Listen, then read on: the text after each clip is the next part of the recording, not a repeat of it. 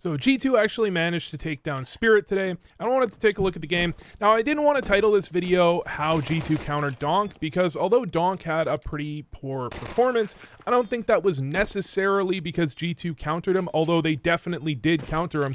I think Donk just kind of had an off game. So we'll see a bit of G2 countering Donk specifically. There's definitely things they're doing, but I think we're going to be looking more at what I think are some really good calls from snax, and he seems to have a really good idea of the way that Chopper is calling, and really very consistently calling kind of direct counters to what Spirit were playing. So pissed around, they ran a 3A fake into 2 players in B apps, which is, you know, classic matchmaking moment. Classic matchmaking, I'll sneak the bomb in through Palace and you guys all go B moment. But it actually worked because Malbs is actually, man, on the T sides, Malbs showed off, dude. Like, he's actually played unbelievably well in this series. And I think he called himself the NA Donk before this series. And honestly, kind of fair and true. But here's one round. snax went for the play towards connector. He caught Donk not ready. And then Malbs just lurks straight through the smoke. I mean, I'm not sure what more you can say about that. Malbs just finds a really good timing. He expects Donk to actually go back and check towards A. He lurks through the smoke at that timing. And then on the other side, you've got what is like an A collapse here, as G2 are trying to take down the A site with not too much utility, and Modesty literally just one-taps Shiro.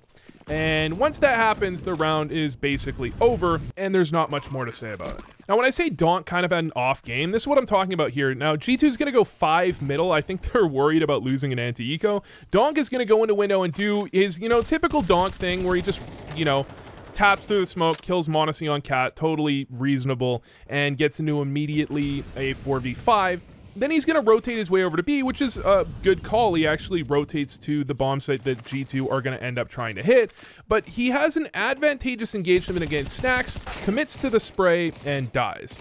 And look, snax hit a reasonably nice shot, but in reality, Donk should be winning that on a normal day, not even a good day, about 5 times out of 5. That's not an engagement, even though, yeah, snax is, you know, better than hooxi individually. He should generally always be losing that engagement, and he won it this time.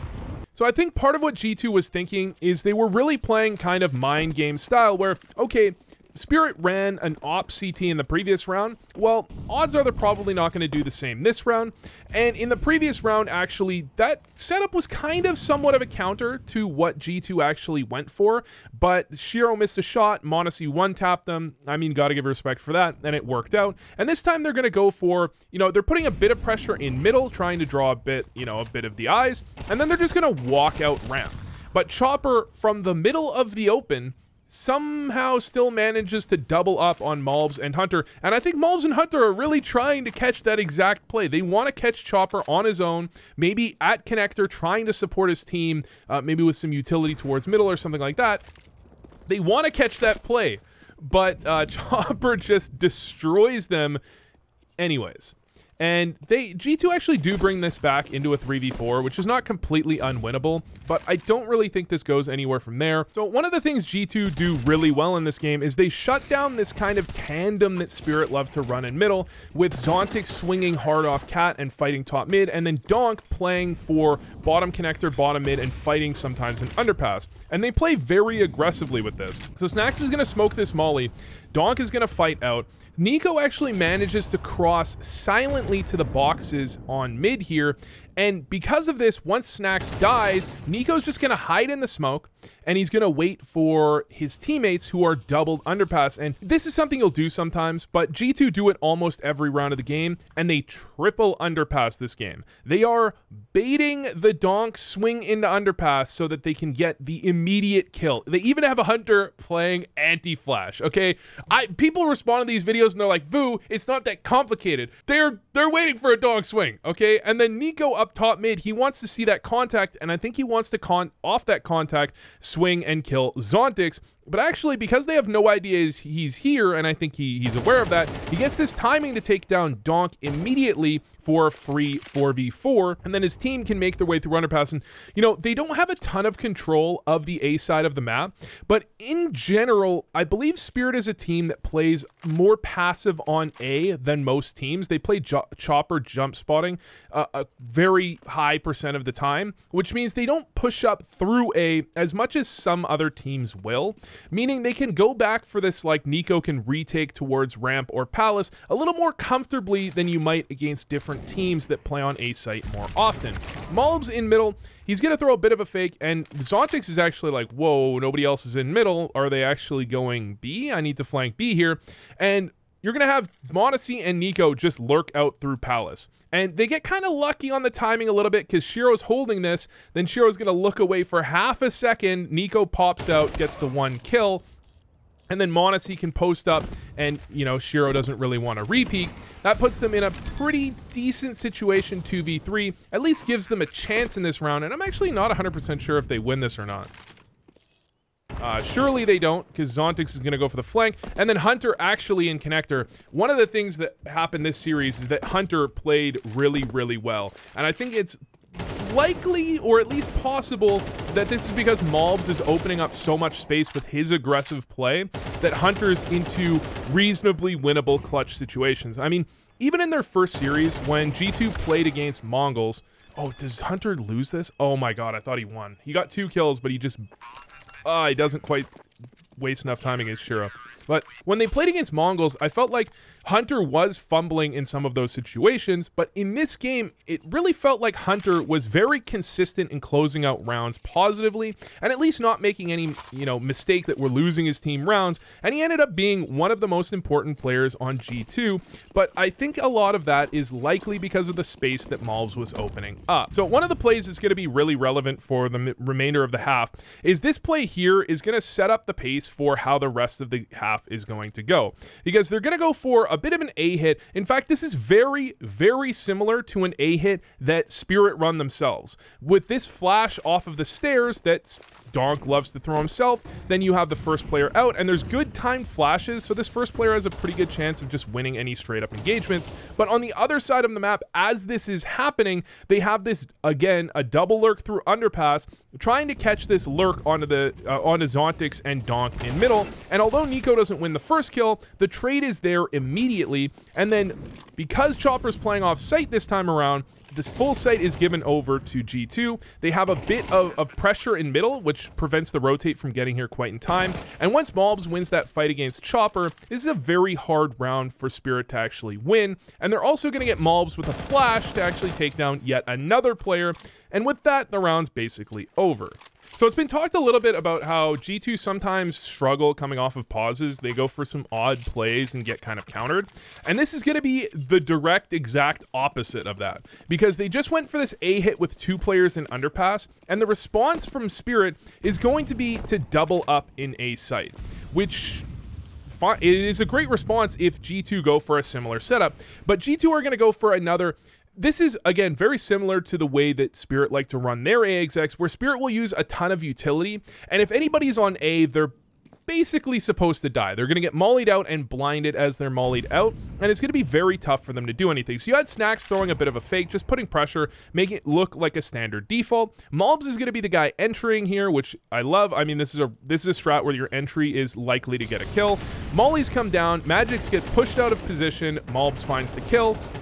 Not only that, Chopper gets taken down from CT as well. They did not smoke CT this time around. They did smoke it last time. This time they don't smoke CT, which means Nico coming out of Palace is going to be able to get that angle down onto Chopper to take him down. And then you've got full site control, and you kind of almost baited them in to going for this play, right? In the previous round, you go for an exec with 3 players. You bait Spirit into going, okay, well, if they're going to be hitting A with so few players, why don't we play on the bomb site? And then you hit them with a full exec, 4 or 5 players there, and don't give them any chance of actually defending it. So it's very interesting. I've seen people have commented in my videos before that I should do a video on how Nico counters Donk, because Nico is one of the only players that has, you know, in games he'll have a positive duel ratio, like he'll win 7-3 in kills against Donk. But the reason I didn't do one of those is because there was only a very small sample size. I think there was like 1 or 2 games only, and I think they were older. But again, in this game, Nico and Malbs both have a very positive kill ratio against Donk. Now, Snax opened up, he tried to get to the boxes, got mollied out, Donk won that fight. Then Nico's going to make his way into mid, catch Donk at the right timing, and he's just going to win that. And this is one where, you know, Donk, there's a good chance he wins that on a good day. I mean, neither of them hit an amazing shot. But regardless, Hunter comes through underpass, this time alone. This time he gets a kill. And this round's going to end up in a 3v3, where I'm not sure what the read is here exactly, but they're set up in B apartments. They're kind of ready to hit B, and they cancel. Maybe because they're not hearing a jump spot, which they're expecting if it's a solo B player or something like that. But they actually cancel, walk their way back around, and it's not like Monacy really saw anything. Or this is Nico actually with the op. I'm so used to it being Monacy. It's not like Nico really saw anything. He checked T-spawn, there was nobody there. They end up walking right back around towards connector, and they're just gonna walk into A. I mean, they've got a couple smokes, a couple mollies. The key here is Shiro wants to try and make contact and get a kill, but he's going to make a missed shot, and that means that, well, that's their A player, they're not going to be pushed up, so now they don't even have to worry about ramp, and this is just a really bad situation for a 2v3 retake, and I think they go for this here, but Shiro with no armor, this is a really uncomfortable one, unless Monacy gives a kill away, and Monacy just peeks out and insta-gives Shiro. And I guess that's why people have Monacy as their best player in the world, all right? He does hit some crazy shots, all right? He is real good. I still have Donk because he's an entry fragger, but, you know, I'll make that video another time, all right? I'll make that video another time. So just as an aside, G2 is definitely a team that loses a lot of anti-eco, so I wanted to show you one here. And this is kind of how rounds can fall apart. And I think this is part of the reason that you would sometimes see Nexa, I feel like, play so passive, because of rounds like this where, you know, Malbs is looking for a bit of something. You have Nico playing very safe. Malbs isn't doing anything crazy here on ramp, but he's looking for a bit of something, and maybe coming from the NA scene where teams are much worse with utility. Yeah, I don't know. I'm reading too much into this. He's in a good spot. Maybe he could play outside ramp, but you don't want to give the pistol, you know, if you let them into ramp, it can be even more uncomfortable. So he wants to hold on into ramp. If you see some players here, like Donk when he's here, he will constantly look at the wall and then back up and look forward again. He'll constantly be turning to the wall for this flash. Malbs isn't doing the same thing, but, you know, even if you are, it doesn't guarantee anything. I don't know why I'm adding these caveats. I'm just showing you the game, okay? Anyways, Malbs, Malbs gets blinded. Chopper takes him down.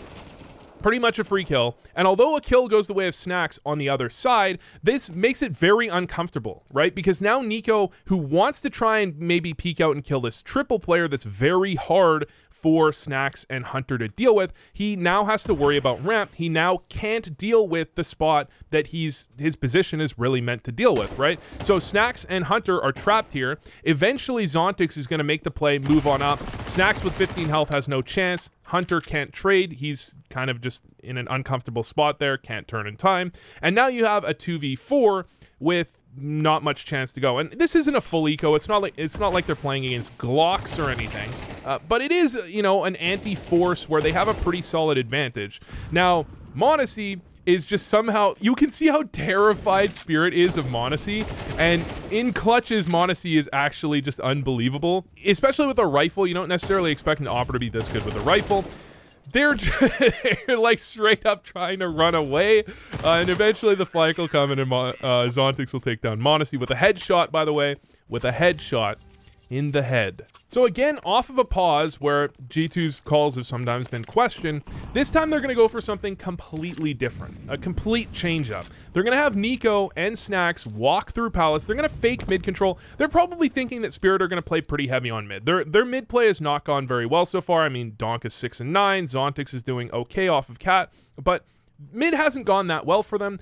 G2 did, I believe they lost the player when Donk was aggressive previously, so maybe Donk's going to try and find a 1v1. Whatever, I think G2 is expecting this type of aggressive play in mid, which means Nico can walk straight out through the Palace smoke and pick up an instant entry, and then a second one onto Zontix in the head to make it a 5v3. Now this is kind of awkward because you're expecting to pull a rotate, but in this case, Magix is just in a spot where he doesn't want to rotate. And honestly, there's not a great reason, I think, to rotate here, because if the bomb, if the bomb's already out A, they're just going to win anyways. So you may as well just stick around and hope that they go B, which is exactly what happens. Magix will pick up 1, and then this round turns pretty chaotic, and I don't want to focus too much on it. Chopper's going to make his way for an aggressive mid play. This is what actually matters in terms of whether or not they'll win the round. He does pick up 1, but then eventually Nico's rotate back around is going to come up behind him and find the kill onto him. And then at this point, if you're Spirit, you're just kind of gambling. They're gambling towards B. It's going to be G2 hitting A, and that should pretty much be the round. Although, I'm not sure. Do they actually... Oh, this is the last round of the half, actually. So, of course, they have to go for this. But you've got Nico on the long flank yet again. And this time, he's just going to come up behind Donk and Magix. And at this point, the round actually is pretty much over. As, Magix, even if he goes towards the site, if Snax and Malbs just play for the 1v1. So, if Snax just plays here, Malbs plays off the first fake. And then even if he dies, Magix won't have time to fake a second time and win the round. So first gun round of this half, you actually had Spirit try and isolate Snax on B, and although they actually went down into something like a 3v5, they managed to bring it back with a really well coordinated, collapse on the B site. This time around, G2 are going to change things up. They're going to go very aggressive in middle. Lots of teams are doing this. This is, I see FaZe do this all the time with Rain playing off of the A site. What is it, Rain?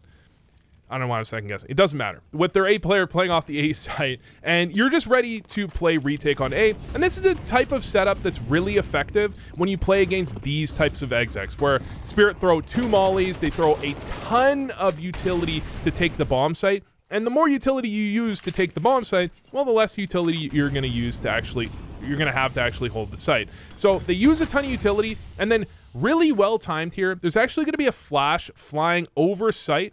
I believe this is the flash here, that is going to blow up just as this nade in front of Malbs blows up as well, which gives them the perfect sight line to take down the first player in the push, which this time is Chopper. And that gives them a little bit of a chance into this one, make it a 4v4, make it much harder to actually hold the afterplant. And with Nico quickly trading on Shiro, who loves this play, by the way. I've mentioned it in a previous video that they absolutely love having Shiro just straight up push through the stair smoke. Nico's in a good position to be able to stop that, doesn't get blinded, gets the quick trade, and then you have what is a very winnable 3v3 because the bomb isn't even planted yet. There's no time pressure onto G2 here, because the nades, the smokes were naded out so many times. I think Magix just had to fight and help his team. And because of that, with no bomb plant, now G2's just feeling pretty good about this. Now, they don't have a lot of health, for example, on Nico, and Snax is injured as well, but m0NESY is in the right spot with the op to get things done, and he's not gonna miss, which leaves it on a Zontix 1v3 that should be pretty easy to take down. And that was just G2 playing off the bomb site.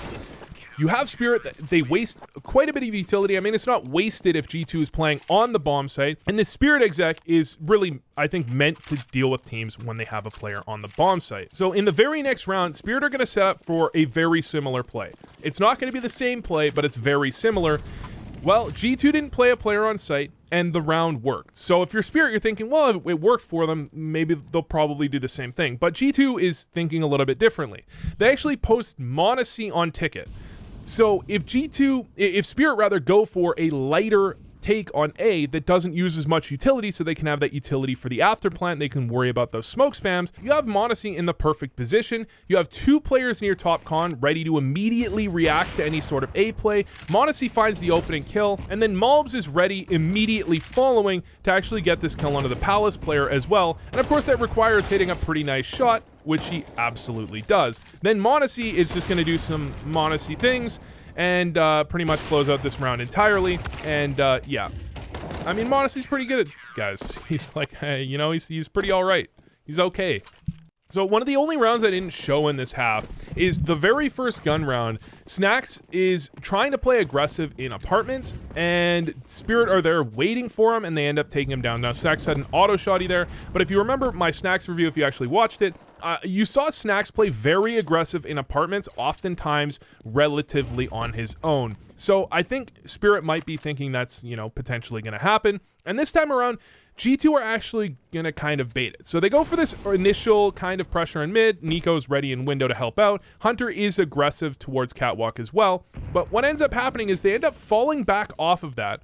Nico's going to rotate his way over to B, and I think the plan is literally to get aggressive B, and because they're not really hearing anything on this side of the map, you're just going to put m0NESY back towards Ticket. He can lock down this. He can, if it's an A hit, he can get a kill, and then they can play for the retake, which is perfect. They're really quiet in middle, so they're not thinking that's all that likely. And I think they're you know, I mean, if Snax gets through here and gets a kill or whatever, they can pivot over, play retake A for a little bit. But if Snax dies, if this is another setup where Spirit are waiting for Snax and going to try and take him down, you can kind of bait the hit. And so Snax, you know, he's meant to get a kill there. It doesn't work out perfectly. And this is what I'm talking about with Mobs doing so well. This is something I don't think Nexa would be doing all that often. I mean, I'm sure everyone does it once in a while, but this is a play where Mobs has the confidence to move through the top connector smoke and take this engagement in middle, and he just wins the fight against Chopper, quickly gets out, and that forces this side of the B hit. Now Spirit have to make contact off of this side. They have to get more aggressive than maybe they want to, and Hunter was in perfect position. I was going to say Hunter's in perfect position, and then he only gets one. Nico gets the trade, and I mean, Nico is going to do Nico things. I mean, m0NESY and Donk do m0NESY and Donk things. Nico, pretty good in his own right, you know, maybe one of the best players of all time, potentially. Turns this into a 2v2, and oh, Shiro just missed there a little bit. I want to see this from Shiro's POV. I just want to see if this was like a really tough shot, because I mean, m0NESY ends up hitting Shiro. Oh, Shiro's double scoped here, which is yeah, this is just an awkward one to be double scoped on. But once m0NESY hits him, he's basically screwed there. m0NESY hitting that is like a ridiculous shot. But Malbs is going to clean it up, finish off the round. And I mean, Malbs, honestly, in terms of engagements, he won, I think over the series, he was like 11-8 or something against Donk. Again, you can see there was clear ideas from G2 to try and counter Donk. But I don't think this was a story of G2 countering Donk. I think Donk had an off game. But I think this is a story of G2 countering Spirit, of Snax doing a really good job calling the game. And I want to reiterate, okay, because people are going to be in the comments saying, Vu, didn't you say Snax was a bad move? I don't think Snax was a bad move in that I think Snax is going to call a better game inside of the game than hooxi. I'm not sure hooxi's that great at that. But I think hooxi set up a really good system, and Snax's system is likely going to be quite a bit different. So what I expected, and what I've said before, is that I expect G2 to potentially do a few really solid tournaments and then have a bit of a downswing while they change away from what hooxi set up to what, you know, how Snax sees the game. And then in a few months, I think they might again reach a even higher peak than they had with hooxi. Although, I mean, maybe they win this tournament and then they win 7 tournaments in a row and they're the new Astralis. Also reasonable. It's possible.